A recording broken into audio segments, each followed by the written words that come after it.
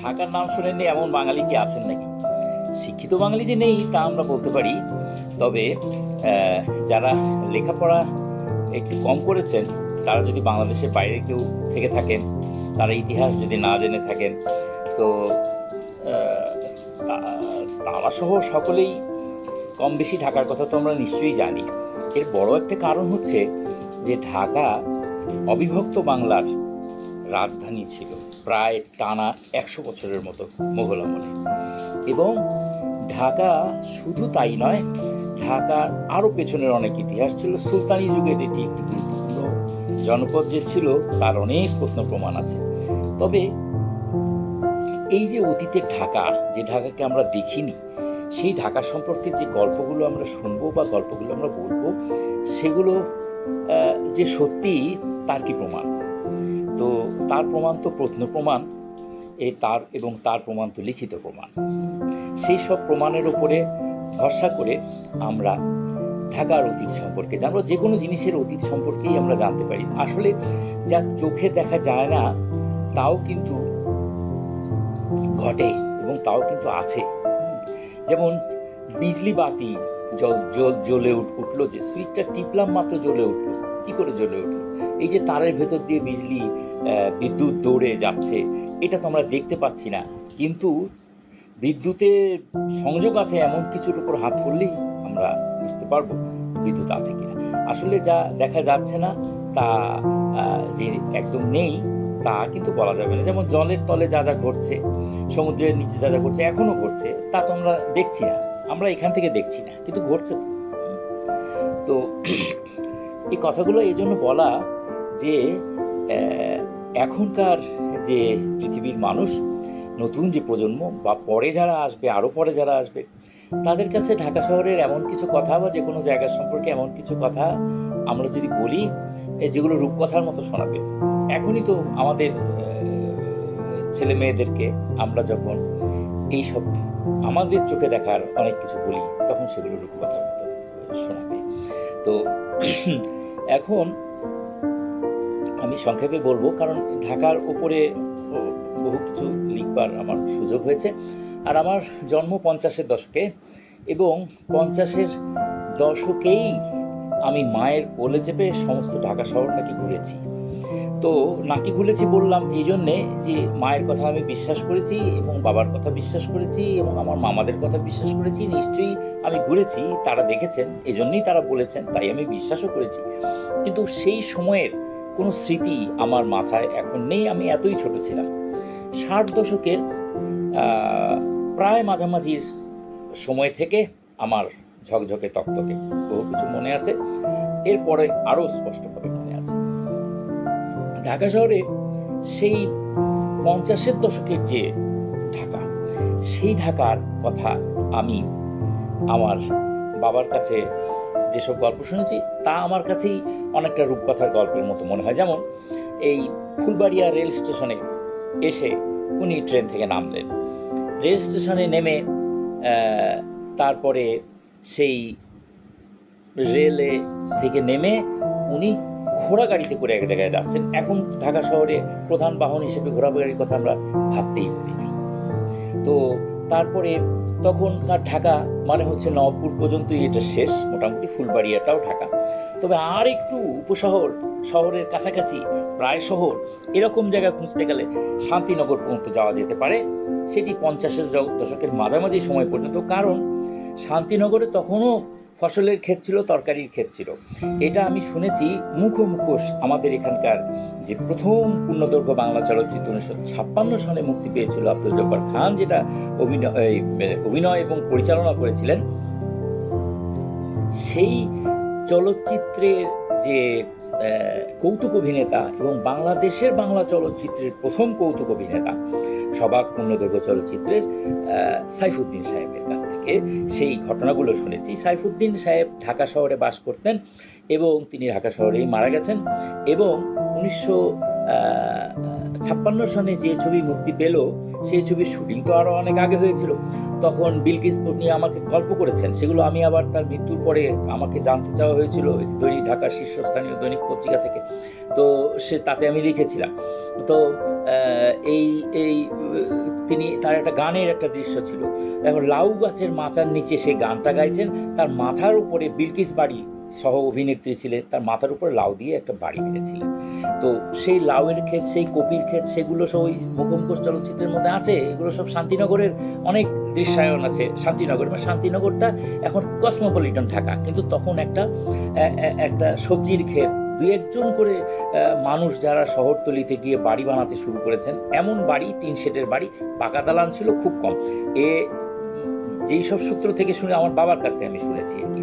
তারপরে তিনি তিনি দেখেছিলেন যে নিউ মার্কেট তখন তৈরি হচ্ছে, চালু হচ্ছে ভাব, আর ধানমন্ডিতে কোনো জমজমাট কিছুই হয়নি, এবং বিকেলবেলায় তার আবাসস্থল ছিল, তিনি ছাত্র ছিলেন এখানে, তো আবাসস্থল যেখানে ছিল সেটি থেকে সেটিও ধানমন্ডির প্রায় কাছাকাছি, তো ধানমন্ডিও বলা যায় এখনকার সময়ে।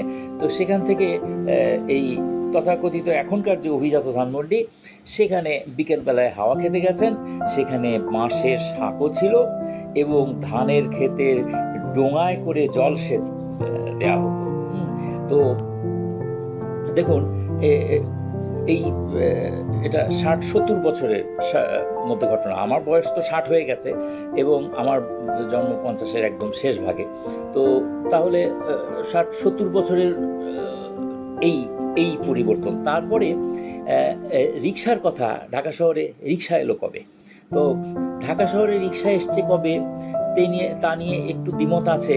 সত্যেন সেন যা বলেছেন, আবুল কালাম মোহাম্মদ জাকারিয়া যা বলেছেন, তার মধ্যে একটু পার্থক্য আমি দেখতে পাই।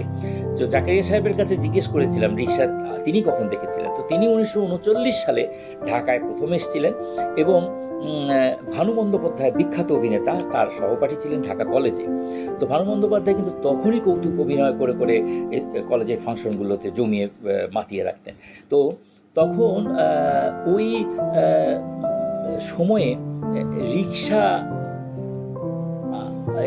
39 সালে তিনি কোনো রিক্সা দেখেননি বলে জানিয়েছেন, এবং 40-এর পর থেকে ঢাকায় রিক্সায় এসেছে বলে সেই সূত্রে আমরা জানছি।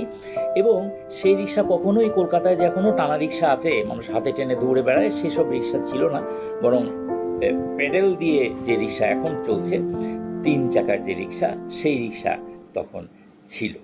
তো তারপরে খুব বিরাট বড় একটি ছিল, ঘোড়ার গাড়ির আড্ডা ছিল। সেই ঘোড়ার গাড়ি জমায়েত হতো ফুলবাড়িয়া রেল স্টেশনকে কেন্দ্র করে। এটা একটা ঢাকার প্রধান রেল স্টেশন ছিল, যেটি উঠে গেছে, এবং এখানে সিটি কর্পোরেশন দক্ষিণের বিরাট ইমারত উঠেছে। তো এই রেল স্টেশনকে কেন্দ্র করে রেলওয়ের অনেক সম্পত্তি ছিল, এবং রেলওয়ের অনেক দালাল কোঠা ছিল লাল রঙের। সেগুলোরই একটাতে ঢাকা মহানগর পাঠাগার হয়েছিল, ওসমানী উদ্যানটা করা হয়েছে তারই অংশের মধ্যে। তারপরে ওদিকটায় এখন হাসপাতাল হয়েছে, আরো সব বিভিন্ন আরো সরকারি বেসরকারি প্রতিষ্ঠান ইত্যাদি দোকানপাট অনেক কিছু হয়েছে। এই যে ঢাকা শহরের একটি প্রধান স্থান, তো এই প্রধান স্থানটি এখন পুরনো ঢাকার মধ্যে চলে গেছে। তো যাই হোক, এই কথা বেশ দীর্ঘ, এইসব স্মৃতিচারণমূলক কথা। তো আমার সঙ্গে যাদের দেখা হয়েছে তাদের মধ্যে প্রবীণতম ব্যক্তি হলেন তিনি আমার দাদা অর্থাৎ এটিকে অনেকে ঠাকুরদা বলেন, অর্থাৎ বাবার বাবা। তো তার জন্ম হয়েছিল 1870-এর দশকে, আর আমার নানার জন্ম হয়েছিল 1880-র দশকে। তো তখনও ঢাকাটা শহর হিসেবে মফস্বল শহর ছিল, কিন্তু সাবেক রাজধানীর যে জৌলুস, সেগুলো মুঘল আমলের দালান কোঠার মধ্যে ছিল। এবং ঢাকা যে একটা মসজিদের শহর, এটি তো সুপ্রতিষ্ঠিত। তো এই মসজিদের শহরটা আসলে মুঘল আমলে ঢাকায় যে বহু মসজিদ হয়েছিল, সেগুলোর কারণে হয়েছিল। মুঘল আমলের আগে আসলে ঢাকার ইতিহাসটা যদি আমরা, ঢাকার শেকড়টা যদি আমরা বুঝতে চাই, তো সেটা কবে? তো ঢাকার যেসব প্রবীণ মানুষ ছিলেন, তাদের মধ্যে আমি হাকিম হাবিবুর রহমানকে খুব গুরুত্ব গুরুত্ব দিই, কারণ হাকিম হাবিবুর রহমানের আসুদ গানে ঢাকা, ঢাকা 50 বরস পহলে ইতিহাসে অতি গুরুত্বপূর্ণ উপাদানের মধ্যে আছে। হাকিম হাবিবুর রহমানকে আমি চোখে দেখিনি, কারণ উনি দেশ বিভাগের 47 দেশ বিভাগের আগেই উনি প্রয়াত হন, উনি মারা যান, ইন্তেকাল করেন। তো তার ছেলের সঙ্গে, একজন ছেলের সঙ্গে, তার ছোট ছেলের সঙ্গে আমার খুবই আন্তরিকতাপূর্ণ সম্পর্ক ছিল। তিনি আমাকে খুব ভালোবাসতেন। তিনি আমাদের ফিল্মের খুব বিখ্যাত বাংলাদেশের চলচ্চিত্রের একেবারে ভিত্তিস্থানীয় পরিচালক, একজন এহতেশামের আপন মামা, এবং এহতেশাম মুস্তাফিজ, তারা দুই ভাই ছিলেন। মেহফুজ তাদেরই আরেকজন খুবই নিকটাত্মীয়, তারা আমাদের সিনেমাটোগ্রাফার বিখ্যাত। তো ইয়ার খানের কথা বলছি আমি, ইয়ার খান হাকিম হাবিবুর রহমানের ছেলে, এবং তিনি তার অতি শৈশবকালে দু একটা ঘটনা আমাকে বলেছিলেন। হাকিম হাবিবুর রহমান সাহেবের সঙ্গে তিনি গেছেন কোথাও, এবং ঢাকা শহরের ভেতরে কিছু কিছু দৃশ্য। একবার আদালতে একজন ডাকাতকে ধরা হলো, পাকানো গোঁফ, একেবারে ডাকাতের মতোই তার টিপিক্যাল নাকি চেহারা ছিল। তো তার একটা স্থানীয় অস্ত্র, বল্লমের মতো, এটাকে ট্যাটা বলে গ্রাম এলাকায়, তো সেটা তার এদিক দিয়ে বিধে এদিকে চলে গেছে, চোখটা কোনো রকমের রক্ষা পেয়েছে। এই অবস্থার মধ্যে নাকি সে ওই তাকে ইয়েতে করে, স্ট্রেচারের মতো করে একটা বিছানা পেতে দুপাশে বাঁশ দিয়ে বেঁধে তাকে নিয়ে যাওয়া হচ্ছে, আদালতে তোলা হবে। তখন ওই অবস্থায় সে বলছে যে আমাকে একটা বিড়ি দাও, সে বিড়ি চেয়েছিল। সেই দৃশ্য কথা তিনি বেশ মজা করে আমাকে গল্প করেছিলেন। তো 47 পূর্বকালেও ঢাকা একটি গুরুত্বপূর্ণ শহর ছিল, কারণ হচ্ছে কলকাতা ছাড়া বাংলায় ঢাকার মতো বড় শহর 47 পূর্বকালেও ছিল না। তো 1608 সালে রাজধানী হবার যে ঘোষণা, 1610 সালে যে এখানে ইসলাম খান প্রদস্তুর এসে কার্য করলেন, শুরু করলেন, তখন যে প্রত্যক্ষদর্শী বিবরণ আমাদের মির্জা নাথান লিখলেন, বারিস্তানি গায়েবী, বারিস্তানি গায়েবী তো আমরা খুব ভালোভাবে পড়েছি, আমি নিজে খুব ভালোভাবে পড়েছি, আপনারা অনেকেই সবাই পড়েছে বলে আশা করি। তো এই যে বারিস্তানি গায়েবী, এই বারিস্তানি গায়েবীতে বাংলার মুঘল আধিপত্য বিস্তারের ইতিহাসের প্রত্যক্ষদর্শী বর্ণনা আছে, এবং অমূল্য গ্রন্থ, অসাধারণ ব্যাপার।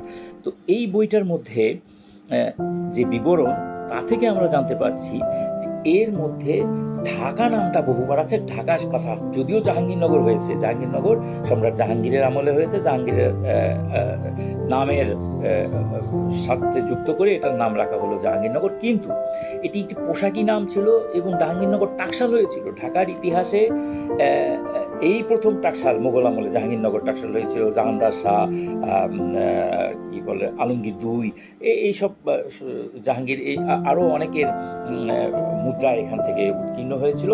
ঢাকা টাকশাল এটি যেখানে ছিল, সেখানেই ঢাকার নগরের, মানে বাংলার প্রধান প্রশাসনিক কেন্দ্র ছিল। এটি একটি দুর্গের মধ্যে ছিল। এই দুর্গটি মানসিংহ এটির খবর রাখতেন, সংস্কারও করেছিলেন। তবে এই দুর্গটিকে সংস্কার করে নিয়ে সেখানে মুঘলদের রাজধানী, সমস্ত কাজ, ক্যান্টনমেন্ট এবং প্রশাসনিক দপ্তরগুলো স্থাপিত হয়েছিল। এই যে কথা, এই যে বর্ণনা, এতে বোঝা যাচ্ছে যে ঢাকা এই রাজধানী হওয়ার আগে থেকে টিকে ছিল। এখানে একটি থানাদার ছিল, যে থানাদার থাকার কথা আমরা বারিস্তানি গায়েবীতে পাচ্ছি। তার মানে এখানে একটা সেনা চৌকি ছিল, এখানে সৈনিক থাকতো, এটা একটা পাহারা দেওয়ার একটা জায়গা ছিল, আর এখানে একটা গুরুত্ব ছিল। আর তার আগের খবর যদি নিতে যাই, তাহলে তো আমাদেরকে যেতে হবে সেই খড়গযুগের কাছে, খ্রিস্টীয় আনুমানিক সপ্তম শতকের দিকে আমাদেরকে যেতে হবে। কারণ হচ্ছে কি, যে সেই সময়কার মুদ্রা ঢাকা শহরের ভেতর থেকে পাওয়া গেছে। সেই সময়কার মুদ্রা পাওয়া গেছে বর্তমান পিলখানা এলাকায় নবাব রশিদ খানের বাগান, বা নবাব রশিদ খান কা বাগ, এই জায়গাটার মধ্যে, এখানটায়, এটা এখন কিন্তু পিলখানা এলাকার মধ্যে পড়ে গেছে, এবং এখানে আমাদের সীমান্ত রক্ষী বাহিনী, বাংলাদেশ সীমান্ত রক্ষী বাহিনী অধুনা, যার নাম বর্ডার গার্ড বাংলাদেশ, এটির প্রধান দপ্তর অবস্থিত, এবং এই সব এলাকাটার মধ্যে ওটা ছিল। তো তারপরে এটা ধান ক্ষেত হয়েছে, তারপরে এটা ফসলের ক্ষেত হয়েছে, আস্তে আস্তে মানুষ বসবাস করতে করতে এটা এখন পুরো ওই জায়গার সে আদি রূপটা বিলুপ্ত হয়ে গেছে। সেইখানে ঢাকায় রেকর্ড অফ চেঞ্জিং ফরচুনস গ্রন্থে ডক্টর আহমদ হাসান দানি এটার বর্ণনা দিয়ে বলেছেন যে ঢাকার প্রাচীন নিদর্শন সম্পর্কে সুনির্দিষ্ট তথ্য পাওয়া যায় গুপ্ত যুগের স্বর্ণমুদ্রায় অঙ্কিত ছাপ থেকে। এই তথ্য সপ্তম শতকের প্রায় কাছাকাছি সময়ের। এ ধরনের মুদ্রা পাওয়া যায় স্থানীয় পিলখানার সামান্য পশ্চিমে নবাব রশিদ খানকা বাগিচায়, বর্তমানে ওই এলাকায় আবাদি জমিতে পরিণত হয়েছে। এসব মুদ্রা থেকে ঢাকা শহরের প্রাচীনত্ব সম্পর্কে প্রমাণ পাওয়া যায়। তো 1956 খ্রিস্টাব্দে তিনি যখন বইটা লিখছেন তখন তিনি বলেছেন যে আবাদি জমিতে পরিণত হয়েছে। এর আগে এই মুদ্রাগুলো আবিষ্কৃত হয়েছিল এবং 1910 সালে 1910 খ্রিস্টাব্দে journal of the Asiatic society of Bengal খণ্ড 6-এর 141 থেকে 143 পৃষ্ঠায় এই মুদ্রাগুলোর বিবরণ ছাপা হয়েছিল। তো কাজে এগুলো কোনো বানানো কোনো গল্প নয় এবং এটি বহু আগের ঘটনা। আর আমাদের স্যার আলেকজান্ডার কানিংহাম যে ঢাকায় এসেছিলেন এবং তিনি যে পরিবিবির মাজার দেখেছেন, তিনি ইত্যাদি ইত্যাদি দেখেছেন, তিনি ঢাকা এবং বিক্রমপুর, সোনারগাঁ এইসব অতি গুরুত্বপূর্ণ জায়গাকে চিহ্নিত করে একটি মানচিত্র তার ভলিউম 15-এ 15 খণ্ডে মানচিত্র তিনি দিয়েছেন। এটি আমি দেখেছি, আপনারাও দেখছেন, আপনাদেরকে আমি দেখালাম। তো কাজেই ঢাকার গুরুত্বকে কিন্তু কেউ অস্বীকার করতে পারছেন না। তো এখন গুপ্তযুগ তো খ্রিস্টীয় 7ম শতাব্দী পর্যন্ত ছিল না, 4র্থ-5ম শতকে গুপ্তযুগ ছিল। তো তাহলে এই যে গুপ্তযুগের অঙ্কিত ছাপের কথা বললেন, আবার 7ম শতকের কথা বললেন দানি সাহেব, এটার দ্বারা তিনি গুপ্ত অনুকৃত মুদ্রার কথা বলেছিলেন এবং গুপ্ত যুগের অবসানের অব্যবহিত পরেও যে গুপ্ত অনুকরণ মুদ্রার প্রচলন ছিল তার তো অনেক প্রমাণই আমরা জানি, প্রমাণ আছে। সাভারের প্রত্নস্থল থেকে তেমন পাওয়া গেছে মুদ্রা। এসব প্রত্ননিদর্শন খ্রিস্টীয় 7ম শতকের বলে পণ্ডিতরা ধারণা করছেন এবং সমতটে 7ম-8ম শতকের রাজত্বকারী রাজবংশের মধ্যে ভদ্র, খড়গ, রাজ, দেব এই সব রাজবংশ ছিল। খড়গ বংশ এদের মধ্যে অন্যতম এবং 7ম শতকে চীনা পরিবাচক ইয়ং চুয়াং অর্থাৎ হিউয়েন সাং বলা হচ্ছে তাকে, তিনি বাংলাদেশে এসেছিলেন এবং তখনকার সমতটের মধ্যে ঢাকা অন্তর্ভুক্ত ছিল বলে আমরা ধরছি। আর এ সম্পর্কে নিহার রঞ্জন রায় বাঙালির ইতিহাস আদি পর্বের মধ্যে তিনি ইয়ংচং যেসব জায়গায় গিয়েছেন তার মধ্যে যেসব এলাকায় গেছেন তার মধ্যে ঢাকার নামের কথা উল্লেখ আমরা পাচ্ছি এবং মোটামুটিভাবে বোঝা যাচ্ছে যে তিনি যে ঢাকা শহরে এসেছিলেন আমি সেটা বলছি না, আমি বলছি যে তিনি এই অঞ্চলটায়, এই এলাকাটায়, যদি এটা সমতটে হয়ে থাকে তিনি সমতটে এসেছিলেন। এইরকম ভাবে এই যে প্রাচীন বিবরণগুলোই আমরা এটার সূত্র খোঁজবার চেষ্টা করতে পারি। এখন গুপ্ত অনুকৃত মুদ্রা এবং বৌদ্ধ ধর্মের সাথে সংশ্লিষ্ট প্রত্নসম্ভার ঢাকার নিকটবর্তী সাভার থেকে তো অনেক পাওয়া গেছে। সাভারে বৌদ্ধ বিহার আবিষ্কৃত হয়েছে, সেটি এখনো উন্মুক্ত আছে, সেটি যে কেউ গিয়ে দেখতে পারেন। বহু প্রত্নবস্তু পাওয়া গেছে এবং এখানে পর্যন্ত যে খড়গযুগের বৌদ্ধ ধর্মীয় শাসকদের 7ম শতকের দিকে রাজত্ব প্রসারিত ছিল তা আমরা জানি। তারপরে আশরাফপুর তাম্রশাসন সম্পর্কে অনেক আলোচনা হয়েছে, নিহার রঞ্জন রায় অনেক আলোচনা করেছেন এবং আশরাফপুর তাম্রশাসন সম্পর্কে বিক্রমপুরের ইতিহাসে বলা হয়েছে যে বিক্রমপুরের ইতিহাসে শ্রী যোগেন্দ্রনাথ গুপ্ত লিখেছিলেন যে সেই মৎস্যান্বয়ের যুগেই সম্ভবত আশরাফপুর তাম্রশাসনের প্রতাপদায়িতা দেব খড়গ ও তৎবংশীয় বৌদ্ধ রাজাগণ পূর্ববঙ্গের পূর্বাঞ্চলে রাজত্ব করিয়াছিলেন। বঙ্গদেশে বৌদ্ধ প্রভাব যে কিরূপভাবে বিস্তৃত ছিল তাই তাম্রশাসন থেকে হইতে বেশ বুঝিতে পারা যায়, এটা তিনি বলছিলেন। তো আশরাফপুর তাম্রশাসন এর বিশ্লেষণ করে নিহার রঞ্জন রায় সেই এলাকায় 4টি বৌদ্ধ বিহারি, ছোট বিহার এগুলো ছিল বলে তিনি মত দিয়েছেন। তো সাভারের প্রত্নস্থল সম্পর্কে তিনি একটা বিশ্লেষণ করেছেন। তো এই সমস্ত কিছু বিশ্লেষণ পর্যালোচনা করে আমরা দেখতে পাচ্ছি ঢাকা শহরের একদিকে আছে সাভার আর একদিকে আছে আশরাফপুর। এই আশরাফপুর আর এই সাভার এই দুটোর মাঝখানে ঢাকা থেকে যখন আমরা এই গুপ্ত অনুকৃত মুক্ত মুদ্রাগুলো পাচ্ছি। সুতরাং ঢাকাও খড়গযুগের এই শাসনের মধ্যে থেকে থাকা সম্ভব যে এটা আমরা উড়িয়ে দিতে পারি না। তো এ সম্পর্কে দানি সাহেবের অনেক বিশ্লেষণ আছে। তো এর পরবর্তীকালে আমরা ঢাকা শহরের এই সম্ভাব্য সেন যুগের দিকে এসে আমরা দেখতে পাই যে এখানে যেমন তেজগাঁয় একটি হরিশঙ্কর মূর্তি আমরা পেয়েছি, মহাখালীতে আমরা মূর্তি একটা পেয়েছি সেনযুগীয়, তারপরে চুড়িহাট্টায় মাটির নিচ থেকে আমরা বাসুদেব মূর্তি পেয়েছি। এগুলোকে সেনযুগীয় মূর্তি বলে আমরা ধারণা করছি। তো এই যে iconography of Buddhist and Brahmanical images of Dhaka মিউজিয়ামে সম্ভাব্য সেনযুগীয় একটি মূর্তি বিংশ শতকের গোড়ার দিকে ঢাকায় যে পাওয়া গিয়েছিল মহাখালী এলাকায়, সেটার কথা নলিনীকান্ত ভট্টশালী বলছেন। তো চুড়িহাট্টা মসজিদের এখানে মসজিদের প্রাঙ্গণে 1906 সালে মাটির নিচে একটা পাথরের তৈরি বাসুদেব মূর্তি পাওয়া গিয়েছিল। তো এগুলো আমরা পেয়েছি, আর আমরা কি পাইনি? তাও তো অনেক কিছু থাকতে পারে, অনেক কিছুই হয়তো পাইনি। তাহলে দেখা যাচ্ছে যে সেন যুগে ঢাকা এলাকায় কিছু এমন কিছু মন্দির ছিল যে মন্দিরগুলোতে পাথরের তৈরি মূর্তি ছিল। তো পাথরের তৈরি মূর্তি যেসব মন্দিরে ছিল, এই মন্দিরগুলো দালান টালান ছিল, সে মন্দিরগুলো তো নষ্ট হয়ে গেছে। কিন্তু জায়গাটা একেবারে গুরুত্বহীন হলে এতগুলো মন্দির এখানে আর হতো না। জায়গাটার গুরুত্ব সেন যুগে ছিল, এ কথা আমরা বুঝতে পারি। সুলতানি যুগের তো কোনো কথাই নেই, সেখানে শিলালেখযুক্ত বেশ কয়েকটি আমরা মসজিদ পেয়েছি, যেরকম নসওয়ালগলি মসজিদের শিলালেখতে বলা হচ্ছে যে এখানে নাসিরউদ্দিন মাহমুদ শাহর আমলে একটা তোরণ নির্মাণ করে মসজিদটা সুদৃঢ় করা হয়েছিল 1459 খ্রিস্টাব্দের দিকে। তো 1400 এর ধরি যে এই তোরণ ছাড়া যে মূল মসজিদটা, সেটিরই হয়তো সংস্কার হয়ে থাকতে পারে তখন। তো সেই মসজিদটা হয়তো আরো 50 বছর আগে নির্মিত হয়েছিল। সেই হিসাবে 1459 থেকে 50 বাদ দিলে 1409 সালের দিকে হয়তো বা 9 খ্রিস্টাব্দের দিকে হয়তো বা সেখানে মসজিদটি নির্মিত হয়েছিল। আর হলো যে বিনোদ বিবির মসজিদ, খুব প্রচলিত মসজিদ, এটি কিন্তু মোটামুটিভাবে টিকে আছে। নসরগলি মসজিদ তো টিকে নেই, কিন্তু এই মসজিদটি টিকে আছে।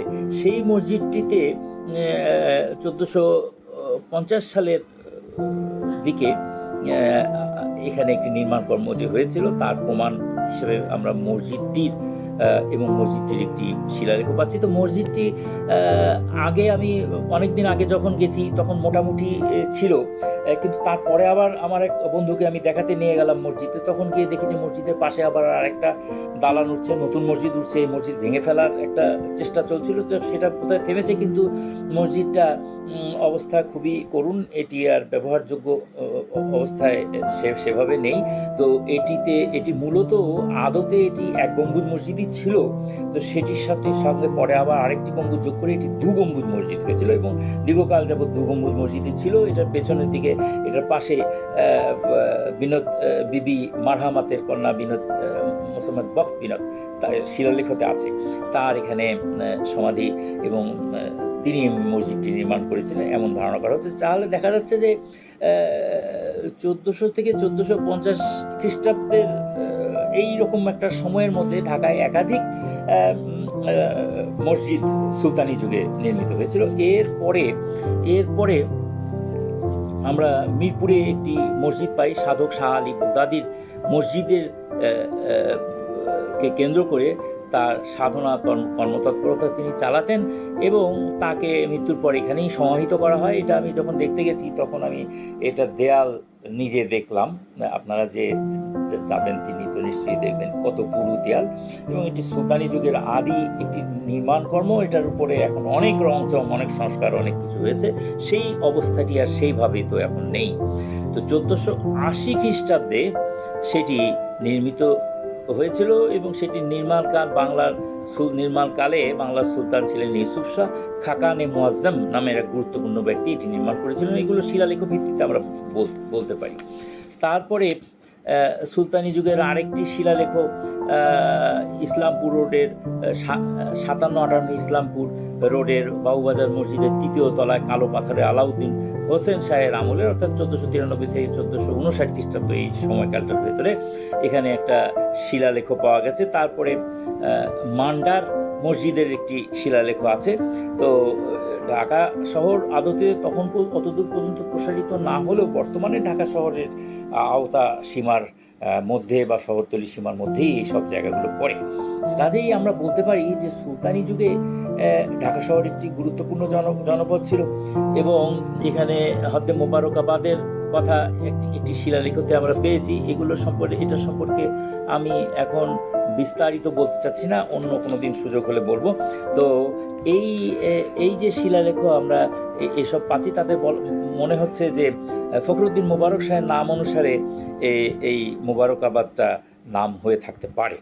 তো যাই হোক, কাজেই ঢাকা যে মুঘল আসবার অনেক আগে থেকে যে এখানে একটা শহর জনপদ ছিল, এতে কোনো ভুল রাখা উচিত নয়। তারপরে এই ঢাকার পরিবর্তন হলো, এরপরে মুঘলরা এখানে এলো বিশেষ বিশেষ প্রয়োজনে, বিশেষ বিশেষ কারণেই তো ঢাকায় এসেছিল। তারা হাওয়া থেকে উড়ে এসে ঢাকায় কিন্তু বসেনি, আগে একটা জনপদ ছিল এবং সেটিকে রাজধানী করবার যোগ্য মনে করেই তারা কিন্তু এখানে এসেছিল। এটি বড় প্রমাণ যে যারা মনে করেন যে ঢাকা বোধহয় মুঘল রাজধানী হয়েই অন্ধকারের মধ্য থেকে উদয় হলো, না, তা নয়। তো এখানে ছিল, এটা একটা খুব উঁচু জায়গা ছিল, ঢাকার ভেতরের অনেক খাল নদী ছিল, এগুলো এখন ধানমন্ডি লেক হয়েছে, কোনোটা রমনা লেক, এগুলো আসলে নদীর ধারা সবগুলো, এবং এগুলো সম্পর্কে আলাদাভাবে কথা বলা দরকার, আমি যদি কখনো সুযোগ হয় আমি বলবো। তো এখন এই যে ঢাকা শহরটা যে গড়ে উঠলো এই রাজধানী হিসেবে, তখন এটা একটা সারা পৃথিবীর লোক এলো, ইউরোপিয়ান পর্যটকরা এলেন, তাদের দেখা ঢাকার উপরে অনেক অনেক সুন্দর সুন্দর কথা আছে। তো আমার সৌভাগ্য হয়েছিল যে এই ঢাকা শহরের ইতিহাস খোঁজার, এবং এই ইতিহাস খুঁজে যা আমি পেয়েছি তার ভিত্তিতে আমি এই যে ঢাকা অভিধান লিখেছি। এটি ঢাকা শহরের ওপরে লেখা প্রথম এবং আমার জানা মতে একমাত্র অভিধান। সেকালের ঢাকা নামের একটি বই লেখা হয়েছে, এটির বর্ধিত এবং এটি প্রায় দ্বিগুণ আয়তন আকারে এটি আবার প্রকাশিত হতে চলেছে।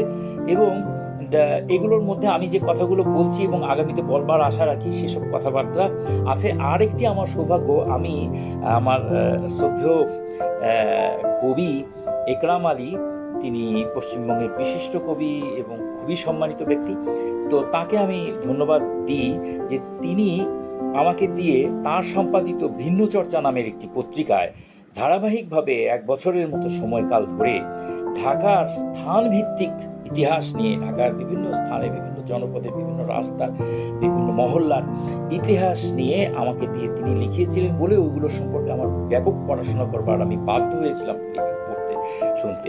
এছাড়া দৈনিক প্রথম আলোতে আমি যখন বাংলাদেশের প্রথম ও প্রাচীন নামে একটা ধারাবাহিক লিখতাম, সেটাও বহু দিন ধরে লিখেছি। তো সেটার মধ্যেও ঢাকার সেগুলোর বেশিরভাগই ছিল ঢাকা শহর বিষয়ক লেখা। এছাড়া দৈনিক কালের কণ্ঠ পত্রিকায় ঢাকা শহরের বিভিন্ন বিষয় নিয়ে, বিভিন্ন ব্যক্তি নিয়ে, এবং ঈদ সংখ্যাগুলোতে ভোরের কাগজ, আপনার কালের কণ্ঠ এবং আরও অনেক দৈনিক পত্রিকা, সাপ্তাহিক পত্রিকা, মানব জমিন, দৈনিক পত্রিকা, আরও মাসিক পত্রিকা, অনেক পত্রিকা, এখন অনেক পত্রিকা, তাদের কাছে আমি কৃতজ্ঞ যে তারা আমাকে আগে ফরমায়েশ দিয়েছেন, আগে বলেছেন যে আপনারা এই বিষয়ের উপরে এই সংখ্যাটা একটু লেখা দিন।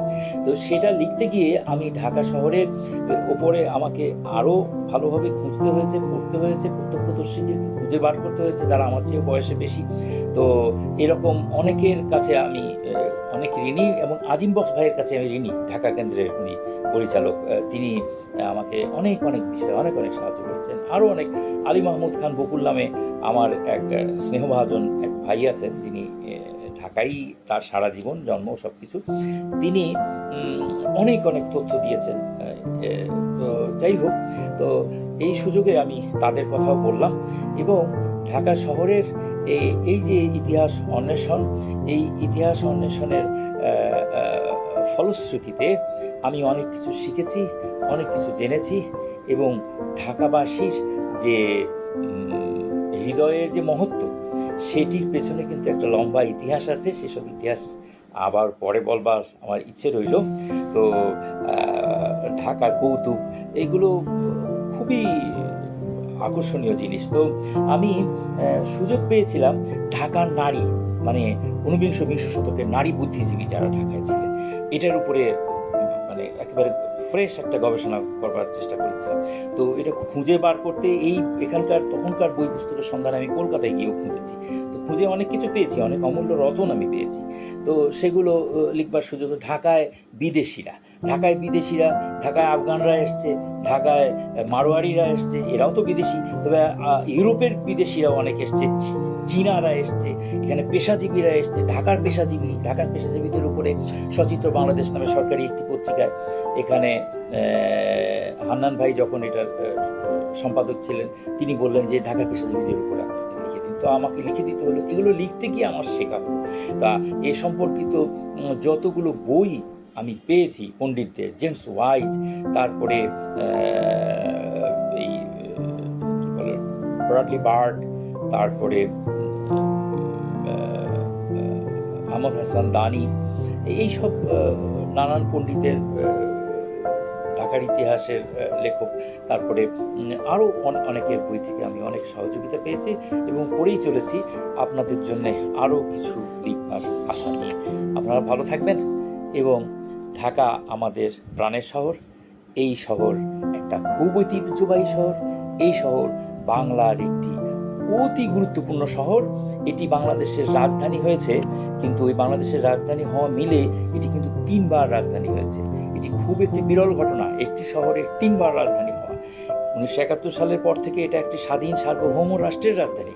তবে 1905 সালে বঙ্গভঙ্গের পরে বাংলা ও আসাম মিলে যে একটি নতুন প্রদেশ হয়েছিল, সেটির একটি রাজধানী ছিল। এবং এর আগে অবিভক্ত বাংলা সুবা বাংলার যে রাজধানী ছিল মোগল আমলে, সেটিও এখানে ছিল। কাজেই ঢাকা বহু ইতিহাসের সাক্ষী এবং ইতিহাসের শহর, ঐতিহাসিক নিদর্শনে ভরপুর এই শহরে। অশেষ ধন্যবাদ।